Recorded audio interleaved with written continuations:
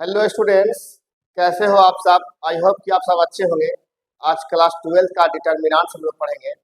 और डिटर्मिनेंट में पिछले क्लास में हम लोग पढ़ लिए थे बेसिक और डिफिनेशन में डिटर्मिनेंट्स की जान लिए थे। आज डिटर्मिनेंट्स का प्रॉपर्टीज पढ़ने वाले हैं। ठीक है, तो आइए देखते हैं डिटर्मिनेंट्स में प्रॉपर्टीज क्या क्या है वो जानते हैं। ठीक है, आई होप कि आप आप लोग अच्छे तरीके से देख रहे हैं सारे वीडियो को। और अगर पिछला वीडियो नहीं देखे हैं तो आप लोग सारा वीडियो देख लीजिएगा, ज्यादा समझ में आएंगे आपको, है ना। बेसिक मैंने कंप्लीट कर दिया है। ठीक है, चलिए देखते हैं।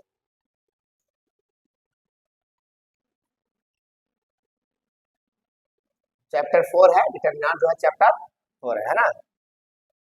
प्रॉपर्टी ऑफ डिटर्मिनेंट्स में पहला प्रॉपर्टी ये देखेंगे कि if the rows or columns of a determinant are interchange then the value of the determinant does not change. ठीक है, मतलब कि डिटर्मिनेंट्स का कोई भी रो या कोई भी कॉलम्स को अगर आप इंटरचेंज करते हैं तो उसका वैल्यू चेंज नहीं होगा। क्लियर? ठीक है। जबकि पॉइंट नंबर 2 में है if any two rows or columns of a determinant are interchange then the determinant of change. कहने का मतलब ये है कि अगर कोई भी डिटर्मिनेंट्स का टू रो या टू कॉलम्स को आप इंटरचेंज कर देते हैं तो उसमें वैल्यू तो चेंज नहीं करेगा, लेकिन उसका साइन जो है वो क्या होगा, चेंज हो जाएंगे। क्या हो जाएंगे? साइन उसका चेंज हो जाएंगे। आइए देखते हैं इसका कुछ एग्जांपल सीख करके, है ना। देखिए एग्जांपल है a इक्वल टू 5 3 2 1 ऐसा लिखा हुआ है, या 4 लिखा हुआ है ना, 4 है ना। देखिए ये डिटर्मिनेंट्स में लिखी हुई है। अब इसका हम निकालते हैं डिटर्मिनेंट्स। क्या निकालते हैं? इसका डिटर्मिनेंट ऑफ ए निकाल रहे हैं। तो इसका डिटर्मिनेंट क्या होगा, इससे इसमें गुना करेंगे, 4 5 20 हो जाएगा और ये 3 दूनी का 6 होगा, है ना। बेसिक में हम डिटर्मिनेंट निकालने के लिए सिखा दिया हूँ। ठीक है, आप अगर बेसिक का वीडियो नहीं देखे हैं तो जाइए लेक्चर नंबर 1 को देख लीजिए, उसके बाद ये लेक्चर नंबर 2 होगा। ठीक है, ये ज्यादा समझ में आ जाएगा। 20 में से 6 जाएगा, कितने बचेगा प्यारे बच्चों? 14 बच जाएगा। कितना बच जाएगा? तो आपने देखा कि डिटर्मिनेंट ए का जो वैल्यू है वो 14 है। क्या है? 14 है।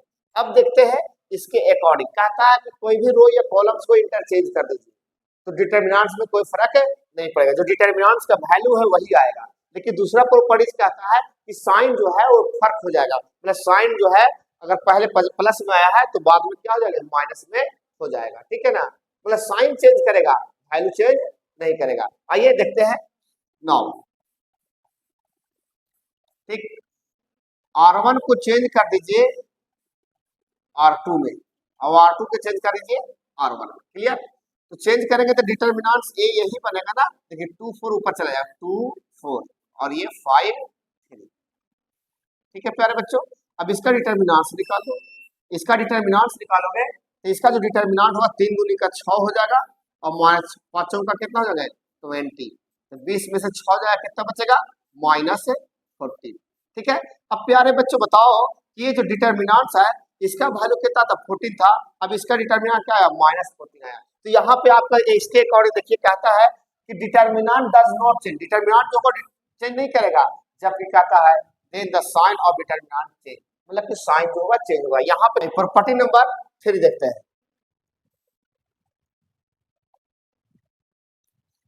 तो प्रॉपर्टी नंबर 3 जो है वो क्या कहता है, देखिए ध्यान दीजिए। कहता प्रश्न में if any two rows or a columns of a determinant are identical then the value of the determinant is 0।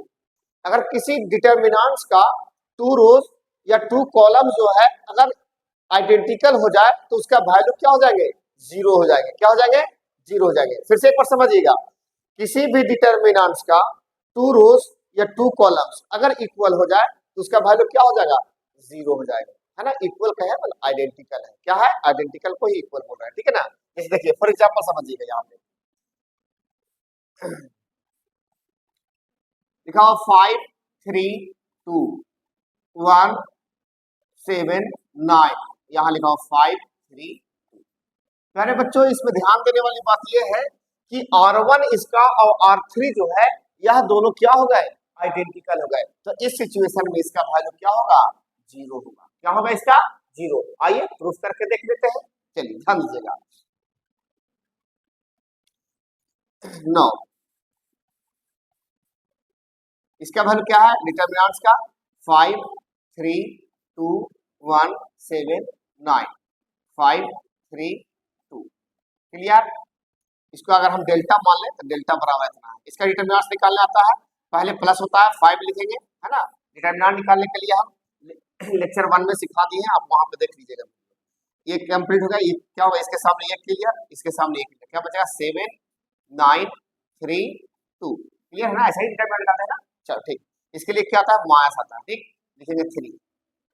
इसके सामने ये खत्म हो गया, इसके सामने ये खत्म 1 9 5 2 1 9 5 2 क्लियर। उसके बाद हम लिखेंगे प्लस है 2 2 आएगा, ये कैंसिल ये कैंसिल, क्या बचेगा 1 7 5 3 1 7 5 3 क्लियर हो गया। अब प्यारे बच्चों इसको क्या करना है डिटर्मिनेंट्स में, जैसे इससे इसे मल्टीपल करना है फिर इससे इसे मल्टीपल करना है ना। 5 7 दूनी का 14 होगा 14 और इन होती है 27 माइनस 27 हो जाएगा, ठीक है। चलो ये माइनस 3 हो जाएंगे, यहाँ से क्या हो 2 एकम 2 हो जाएगा और माइनस 5 9 का 45 45 हो जाएगा, क्लियर। चलिए प्लस 2 हो गया, ये यहाँ 3 एकम 3 हो जाएगा, 5 7 35 हो जाएगा, 5 7 35 हो जाएगा, क्लियर है। अब प्यारे बच्चों ध्यान देने वाली बात यह है कि इसको घटाइए, क्या होगा देखिए चेक कीजिए 5 इंटू 7 में 4 जगह तो 3 बचेगा और 2 में से 1 जगह तो 1, मास में 13 बच जाएगा। कितना बचेगा मास में 13, ये मास 3 है इंटू 45 में से 2 जगह तो कितना बचेगा 43, मास में बचेगा ना मास 43 होगा, कितना होगा माइनस 43 होगा, माइनस 43 हो जाएगा प्लस 2। इसको घटाइए तो 35 में से 3 जाएगा, कितना बचेगा 32, मास में 32 बच जाएगा, क्लियर है ना। चलिए ध्यान दीजिएगा, तो कितना हो जाएगा बच्चों 13 5 65, मास में 65 हो गया, मास में 65, मास माइनस प्लस हो जाएगा, इसमें गुना 3 तिहाई 9 और 3 से 4 में गुना 3 चौका 12 हो जाएगा 12 है ना 12। अब ये प्लस मास माइनस हो जाएगा 32 दूनी का 64 64 हो गया, क्लियर है यहाँ तक कोई दिक्कत नहीं। चलिए अरे बच्चों अब इसको मास वाला को एक तरफ लीजिए, 4 और 5 कितना होगा 9 हो जाएगा और 6 6 12 हो जाएगा है ना। ये मास में हो गया 129, ये प्लस हो गया 129, इसकी वैल्यू क्या हो जाएगी। तो आपने देखा कि किसी भी डिटर्मिनेंट्स का 2 रोज या 2 कॉलम्स आइडेंटिकल होता है तो उसका वैल्यू क्या हो जाते हैं 0 हो जाता है। बात समझ में आ गई। तो ये प्रॉपर्टी जो है डायरेक्टली हम लोग क्या करेंगे जब एक्सरसाइज करेंगे बनाएंगे तो एक्सरसाइज में क्या होगा डायरेक्टली इस वैल्यू का हम लोग 0 लिखेंगे, ठीक है। 2 रो या 2 कॉलम्स अगर आपको आइडेंटिकल मिल जाता है तो प्रॉपर्टी हम लोग को पहले से पढ़ा हुआ है ना। और पहले से जब पढ़ के रखेंगे तो वहां पे क्या करेंगे ये वाला बातें यूज करेंगे और 0 वैल्यू लिख देंगे, ठीक है। तो माइंड में फिट रखिएगा कि किसी भी डिटर्मिनेंट्स का 2 रोज या 2 कॉलम्स आइडेंटिकल होगा तो उसका डिटर्मिनेंट्स 0 हो जाएगा, क्या हो गया डिटर्मिनेंट्स 0 हो जाएगा, ठीक। चलिए तो आप इसे नोट डाउन करना चाहते हैं नोट डाउन कर लीजिए, ठीक है। चलो ठीक, चलिए आगे बढ़े, जल्दी से स्क्रीनशॉट ले लीजिए या तो फिर पेन पेपर लिए हुए हैं तो आप नोट डाउन कर लीजिए, पॉज करके वीडियो को नोट डाउन कर लीजिए। अब पूरा फुल वीडियो देखा कीजिए तब ज्यादा समझ में आएगा है ना। बेहतर तरीके से आपको अगर क्लियर करना है डिटर्मिनेंट्स को या किसी भी टॉपिक्स को तो उसका फुल वीडियो देखा कीजिए। जब तक फुल वीडियो नहीं देखिएगा तो आपका क्या होगा अधूरा हो जाएगा और अधूरा चीज अच्छी बात है नहीं है, ठीक। चलो ठीक है, और एग्जांपल देते हैं इसमें।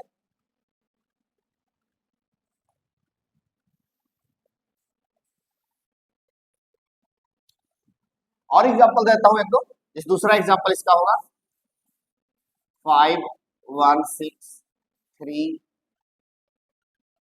सॉरी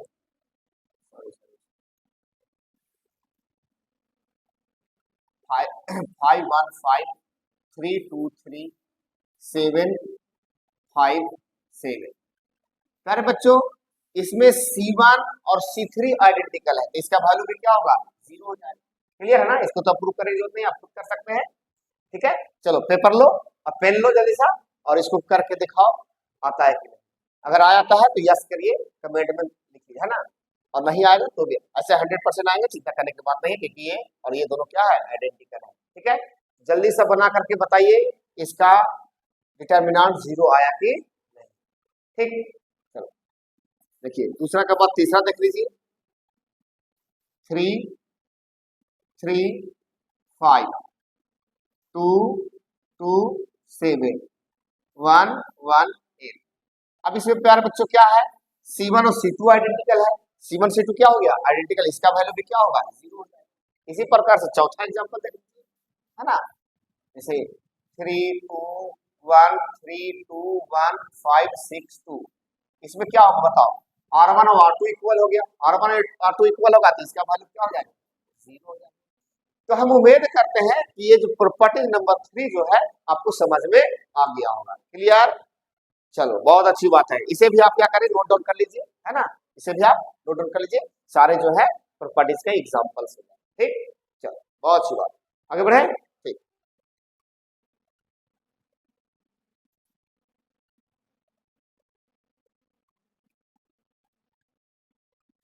आइए प्रॉपर्टी नंबर 4 क्या बोलता है वो समझिएगा, कहता है इफ एनी वन रोज और one columns of a determinant और each element is 0 then the value of the determinant is 0। ठीक, कहने का मतलब ये है कि किसी भी डिटर्मिनेंट्स का एक रो या एक कॉलम का सारा एलिमेंट अगर 0 हो जाए तो उसका वैल्यू जो होगा डिटर्मिनेंट का वह 0 हो जाएगा। ठीक है, क्या सीखा आपने कि किसी भी डिटर्मिनेंट्स का एक रो या एक कॉलम, चाहे तो रो या तो फिर कॉलम, है ना, एक रो या एक कॉलम का सारा एलिमेंट 0 हो जाए, एक रो या एक कॉलम का सारा एलिमेंट क्या हो जाए, 0 हो जाए, तो उस सिचुएशन में उसका डिटर्मिनेंट्स का जो वैल्यू होगा वो 0 होगा, क्या होगा, 0 हो जाएगा। आइए देखते हैं इसका एग्जांपल, जैसे यहाँ पे लिखा हुआ है एक नंबर में a इक्वल टू 0 0 0 5 3 8 6 4 2 ऐसे लिखा हुआ है, सपोज दैट। तो देखिए तो एक तो रो जो है इसमें पूरा का पूरा 0 हो गया, तो इसका वैल्यू क्या हो जाएगा, ये 0 हो जाएगा, वैल्यू क्या हो जाएगा इसका, 0 हो जाएगा। समझ में आया, आइए करके देखते हैं इसको, है ना, देखिए नाउ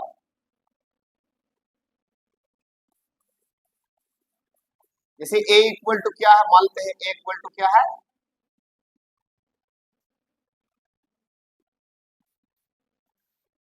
0 0 0 5 3 8 6 4 2, ये हो गया। ठीक है, तो यहां से हम इसको क्या करते हैं, जब 0 लिखेंगे तो इसके सामने ये ढक जाएगा, ये ढक जाएगा, क्या बचेगा 3 8 4 2। उसके बाद मास लिखेंगे 0 आएगा, इस 0 के सामने ये वाला खत्म, ये वाला खत्म, 5 8 6 2 5 8 6 2 हो जाएगा। ठीक, तो उसके बाद प्लस आएगा, ये 0 लिखेंगे, 0 के सामने ये खत्म हो गया, ये खत्म, क्या बचेगा 5 3 6 4 हो जाएगा। क्लियर प्यारे बच्चों, अब इधर कुछ भी वैल्यू आएगा, 0 गुने समथिंग तो क्या बन जाएगा 0, यहाँ पे भी कुछ भी वैल्यू आ सकता है, लेकिन 0 गुने समथिंग करेंगे तो क्या हो जाएगा 0, फिर ये 0 है बगल में, इसमें कुछ भी वैल्यू आ जाए उससे क्या मतलब है, 0 से गुना करेंगे तो क्या बन जाएगा 0, तो इसकी वैल्यू क्या मिल गई, 0 मिल गई। बात समझ में आया, तो किसी भी डिटर्मिनेंट्स का एक रो या एक कॉलम पूरा एलिमेंट उसका 0 हो जाए, एक रो या एक कॉलम का, है ना, सारा एलिमेंट 0 हो जाए तो उसका डिटर्मिनेंट जो होता है वो क्या होता है, 0 हो जाता है। ठीक है, चलिए तो आइए एग्जांपल और दे देते हैं, एक दो चार, है ना, जैसे एग्जांपल नंबर 2 देख लीजिए,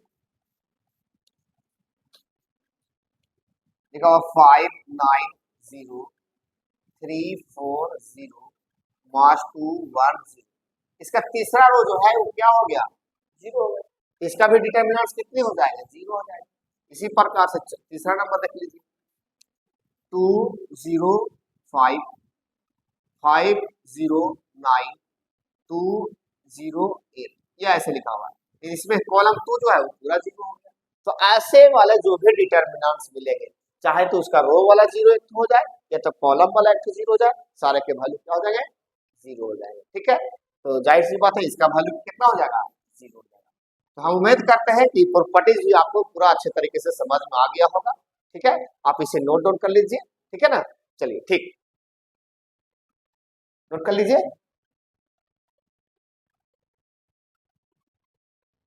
आगे बढ़े। ठीक, आइए पांचवा प्रॉपर्टीज।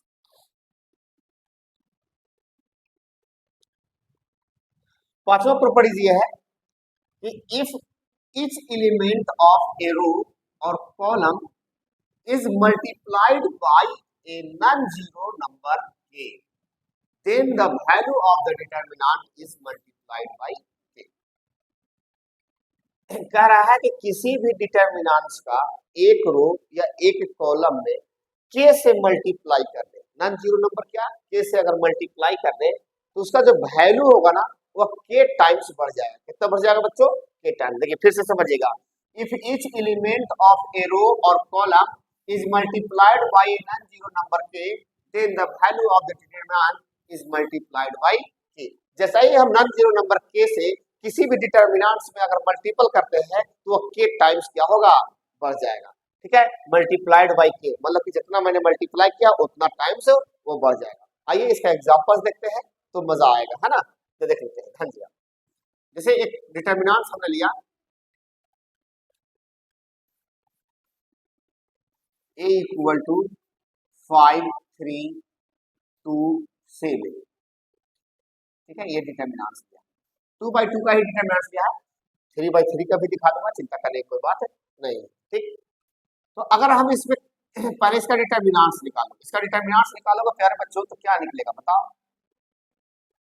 इसका जो डिटर्मिनेंट निकलेगा वो होगा 7 5 35 3 दूनी के 6, कितना आएगा?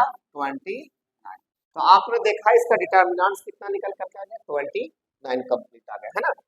अब क्वेश्चन क्या था उसके अकॉर्डिंग किसी भी एक रो में या किसी एक कॉलम में k से मल्टीपल कीजिए। आइए नाउ a इक्वल टू क्या है? 5 3 2 7 है, ये डिटर्मिनेंट में है। अब हम क्या करते हैं, यहाँ ऑपरेशन लगाते हैं, R1 में क्या करते हैं? k से गुना करते हैं, k R1, राइट?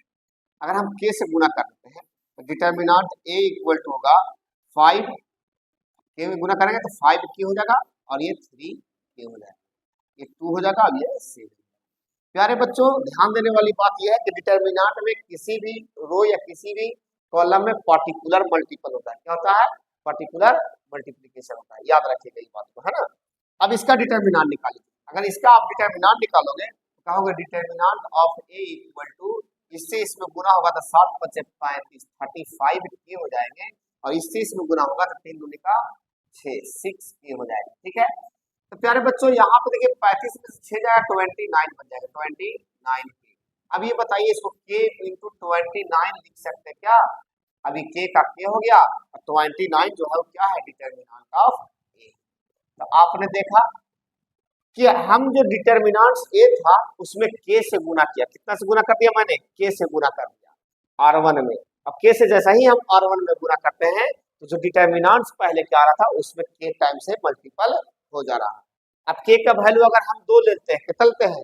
2, तो 2 यहाँ पे लिखाएगा तो 29 दूनी का 58 बन जाएगा, 3 लिखेंगे तो 29 तिया बन जाएगा। समझ रहे ना बात को? तो जितना से हम अगर डिटर्मिनेंट में मल्टीपल करेंगे उतना टाइम्स क्या होगा? वो बढ़ जाएगा। क्लियर है? तो आई होप कि ये जो प्रॉपर्टीज है आप लोगों को समझ में आ गया होगा। ठीक है, आप इसे नोट डाउन कर लीजिए। मैं एक एग्जांपल और देके दिखाता हूँ, उसमें कॉलम में मल्टीपल हम करके देखेंगे। ठीक, जल्दी से इसे नोट डाउन कर लीजिए आप, फास्ट कीजिए। ठीक है,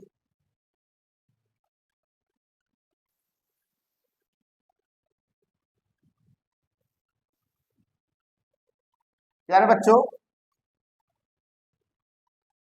अब हम यहाँ पे C1 में क्या करते हैं, ये C2 में करिए, C1 में हम k से गुना करते हैं, k C1 का सपोज दैट, मतलब पहले R1 में किया तब C1 में कर लेते हैं। तो इसका डिटर्मिनेंट a जब इसको निकाले k से गुना करेंगे तब 5k होगा और 2k होगा। तो C1 ये है ना, C1 कौन है? ये है 3 और ये 7। C2 का एड्रेस नहीं डाला हुआ ना, C2 जैसे है वैसे ही लिखा जाएगा। अब इसका डिटर्मिनेंट निकालो, जब इसका डिटर्मिनेंट निकालोगे यहाँ पे जगह कम है, यहाँ पर निकालोगे, जैसा ही इसका डिटर्मिनेंट निकालोगे तो क्या होगा? इससे इसमें जाएगा तो 7 5 35 के हो जाएगा और इससे इसमें गुना 3 दूनी का 6 हो जाएगा, कितना हो जाएगा? 6k। ये कितना होगा? 7 5 35 के और 3 दूनी का 6k, कितना बन जाएगा? 29k मिल जाएगा। क्लियर है ना? अभी 29 को आप कह सकते हैं k इंटू 29, k इंटू 29 कर सकते हैं, k इंटू 29 कर सकते हैं, k इंटू क्या हो गया डिटर्मिनेंट ऑफ। तो आपने देखा कि हमने कॉलम में ही मल्टीप्लाई किया तो k टाइम्स हुआ, या रो में ही मल्टीप्लाई किया तब भी k टाइम्स हो गए। क्लियर हो गई ये प्रॉपर्टीज। चलो बहुत अच्छी बात है, तो आप लोग इसे भी नोट डाउन कर लीजिए, दूसरा एग्जांपल मान करके इसको फिर से नोट डाउन कर लीजिएगा। ठीक है, आगे बढ़े। तो हमने रो से ही बताया आपको और कॉलम से भी बता दिया है, ठीक है ना। चलो ठीक, आगे बढ़ते हैं।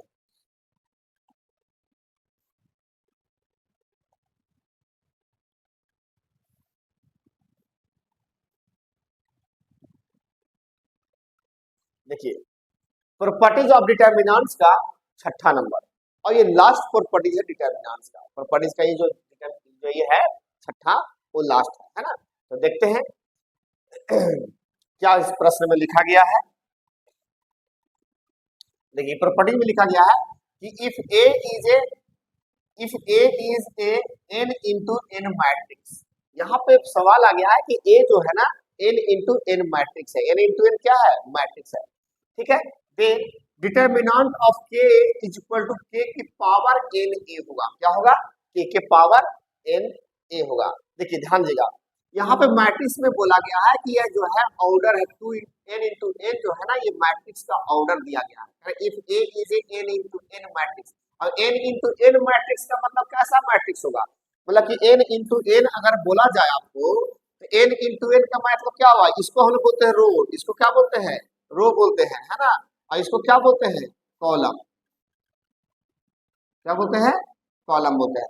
तो रो और कॉलम अगर आपस में बराबर हो जाए, देखिए रो का वैल्यू भी n है और कॉलम के भी वैल्यू n है, तो रो बराबर क्या हो गया, रो बराबर क्या हो गया कॉलम हो गया। क्या हो गया कॉलम हो गया। तो रो बराबर जिस दिन कॉलम होता है तो ऐसे मैट्रिक्स को हम लोग क्या बोलते हैं, बताइए क्या बोलते हैं, कमेंट कीजिए जल्दी सा, क्या बोलते हैं कमेंट करके बताइए कि रो और कॉलम्स अगर इक्वल हो जाए तो कौन सा मैट्रिसेस कहलाएगा।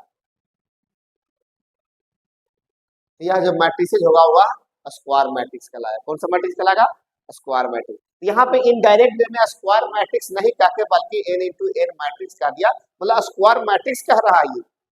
इसका कहने का मकसद क्या है, स्क्वायर मैट्रिक्स है। क्लियर है ना आप, चलो ठीक है।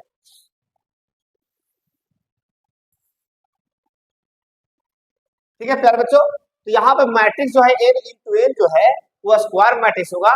आइए हम इसको करके दिखाते हैं कि के, अच्छा यहाँ पे जो n आ रहा है क्या है, ये तो ऑर्डर है, n इंटू n क्या है ऑर्डर है, तो ये भी क्या होगा, ये n जो है ये भी क्या होगा ऑर्डर ही होगा। तो k के पावर देखो ऑर्डर आ गया, k के पावर क्या रहा है ऑर्डर, n आ रहा है ना, n ऑर्डर वाला आ रहा है। आइए डिटर्मिनेंट, आइए करके देखते हैं। जैसे यहाँ पे मैट्रिक्स है, लिख कर लेता हूँ यहाँ पे a इक्वल टू मैट्रिक्स है 3 2 1 4।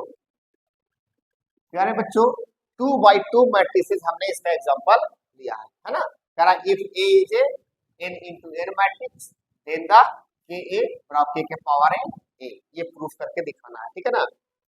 चलिए तो प्यारे बच्चों सबसे पहले इसका डिटर्मिनेंट निकालो। क्या निकालो, डिटर्मिनेंट। तो डिटर्मिनेंट जब निकालोगे तो डिटर्मिनेंट क्या होगा इसका, ध्यान दो, इसका डिटर्मिनेंट होगा 3 2 1 4। क्या बन जाएगा, 4 तिहाई 12 और 2 एकम 2, तो 12 में 2 जाएगा तो कितना बच जाएगा 10। क्लियर है ना। और इसका ऑर्डर कितना है 2 इंटू 2। देखिए ये जो n इंटू n दिखाई दे रहा है उसका वैल्यू कितना है 2 इंटू 2, तो यहाँ पे 2 आने वाला, क्या n की जगह कितना आने वाला है 2 आने वाला। आइए देखेंगे, चिंता करने की बात नहीं है। अब बच्चों क्या कहता है के ए चाहिए, क्या चाहिए के, यहाँ लिखेंगे 9 के ए, क्या चाहिए के, तो के लिखूंगा और ए क्या है डिटर्मिनेंट मैट्रिसेस है, तो 3 हो जाएगा 2 होगा 1 होगा 4। ये मैट्रिक्स में लिखा हुआ डिटर्मिनेंट में, अगर डिटर्मिनेंट में लिखा हुआ रहेगा तो के जो है से पूरा मल्टीपल नहीं करेगा, किसी पर्टिकुलर रो या किसी पर्टिकुलर कॉलम में करेगा। आप इससे पहले जो प्रॉपर्टी नंबर 5 पढ़ा है उसमें आपको बताया गया है ना। तो प्रॉपर्टी नंबर 6 में क्या है मैट्रिसेस है, मैट्रिसेस में सारा वैल्यू मल्टीपल होगा, ठीक। इसे मल्टीपल कीजिए के से तो क्या बन जाएगा 3k हो जाएगा, ये 2k हो जाएगा और ये k हो जाएगा, इससे कहेगा तो 4k हो जाएगा, ठीक। ये मैट्रिक्स में है प्यारे बच्चों, ये किसकी वैल्यू निकल गई, के ए का वैल्यू कंप्लीट निकल गया है ना। अब यहाँ ध्यान दीजिएगा, अब एलएचएस में क्या बोलता है, एलएचएस में क्या बोला, के ए का डिटर्मिनांट, के ए का क्या चाहिए, डिटर्मिनांट। तुम्हारे पास के कौन सा है, देखो के कौन सा, 3k 2k के 4k, ये 2 लिखा हुआ, क्या लिखा हुआ ये 2, देखिए ध्यान दीजिएगा, ये 2 लिखा हुआ है ना, 3k 2k के 4k, इसका डिटर्मिनांट पूछा, आइए इसका डिटर्मिनांट निकालते हैं। 3k 2k 3k 2k के और यहाँ पे क्या 4k है ना, 4k है, क्लियर है प्यारे बच्चों। इसे इसमें गुना करो, चाहते 12 के स्क्वायर होगा, के इंटू के स्क्वायर मिल जाएगा, और 2 के स्क्वायर होगा, क्या होगा 2 के स्क्वायर, 12 में से 2 जाएगा कितना हो जाएगा 10 के स्क्वायर हो जाएगा, क्लियर है, कितना हो जाएगा 10 के स्क्वायर। क्या हम इसको ऐसे लिख सकते हैं, के स्क्वायर इंटू 10, ऐसे लिख सकते हैं प्यारे बच्चों, के स्क्वायर 10 जो है वह किसका है, ए डिटर्मिनांट निकाले है ना, ये डिटर्मिनांट ऑफ ए। तो आपने देख लिया के ए जो होता है उसका डिटर्मिनांट जो होगा कितना का बराबर होगा, देखिए ध्यान दीजिएगा, देखिए ध्यान दीजिएगा, ये प्रॉपर्टी जो है सेटिस्फाइड होता हुआ दिखाई दे रहा है, क्योंकि यहाँ पे मैट्रिसेस जो लिया गया था वो n इंटू n लिया गया था, कौन सा लिया गया था, n इंटू n, यहाँ पे मैट्रिसेस दिए हैं, n इंटू n, n का वैल्यू कितना है 2 इंटू 2 ले लिया मैंने, कितना ले लिया 2 इंटू 2 ले लिया, 2 इंटू 2 ले लिया, तो जो मैट्रिसेस का ऑर्डर लेंगे वही पावर में आएगा, समझ में आया। अगर हम मैट्रिक्स 3/3 लेंगे तो k के पावर क्या आएगा 3 आ जाएगा, ठीक। तो हम उम्मीद करते हैं कि आपको ये भी प्रॉपर्टी समझ में आ गया होगा, ठीक, क्लियर है, चलो बहुत अच्छी बात है। तो प्यारे बच्चों आज हमारा जो प्रॉपर्टीज है डिटर्मिनेंट्स का कंप्लीट हो जाता है, इसके साथ 6 प्रॉपर्टी डिटर्मिनेंट से पूरा कंप्लीट दिया गया है, 6 के 6 हमने यहाँ पे डील कर दिया है ना। आप इसे स्क्रीनशॉट ले लीजिए या नोट डाउन कर लीजिए वीडियो को रोक करके, है ना, और सारा वीडियो को सही तरीके से आप देखिएगा, एक एक करके हर वीडियो को देखा कीजिए, सारा वीडियो देखिएगा तभी जा करके आपको पूरा चैप्टर जो है कंप्लीट हो पाएगा डिटर्मिनेंट्स का, क्लियर है। तो आज के लिए इतना काफी है, फिर मुलाकात करेंगे नेक्स्ट वीडियो में, ठीक। आप वीडियो को ज्यादा से ज्यादा लाइक और शेयर कर दीजिएगा, और सब्सक्राइब अगर नहीं किए हैं तो सब्सक्राइब कर लीजिएगा, ठीक, धन्यवाद।